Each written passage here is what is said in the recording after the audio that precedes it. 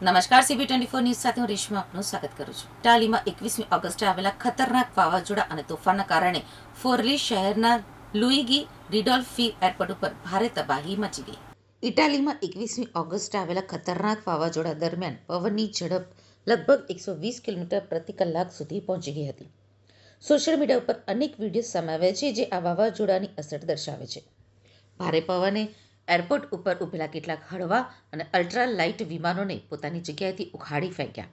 Viral વિડીયોમાં 4 વિમાન પવનના કારણે હવામાં ઉછળતા, પલટાતા અથવા તો જમીન પર પડતા જોવા મળી રહ્યા છે. પરિસ્થિતિને જોતા સુરક્ષાના કારણોસર એરપોર્ટને લગભગ 1 કલાક માટે બંધ રાખવું પડ્યું હતું. આ વાવાઝોડાના પવનથી એરપોર્ટની કેટલીક ઇમારતોને ભારે નુકસાન પહોંચ્યું અને અરાઇવલ એરિયામાં લાગેલી છતનો કેટલોક ભાગ પણ અલગ થઈ ગયો.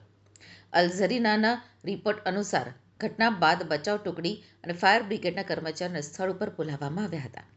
જોકે આ ઘટનામાં કોઈ ઘાયલ થવાના સમાચાર નથી. વાવાઝોડાની અસર ફોરલી, ચેસેના અને રાવેન્ના પ્રાંતના આસપાસના વિસ્તારોમાં પણ જોવા મળી છે.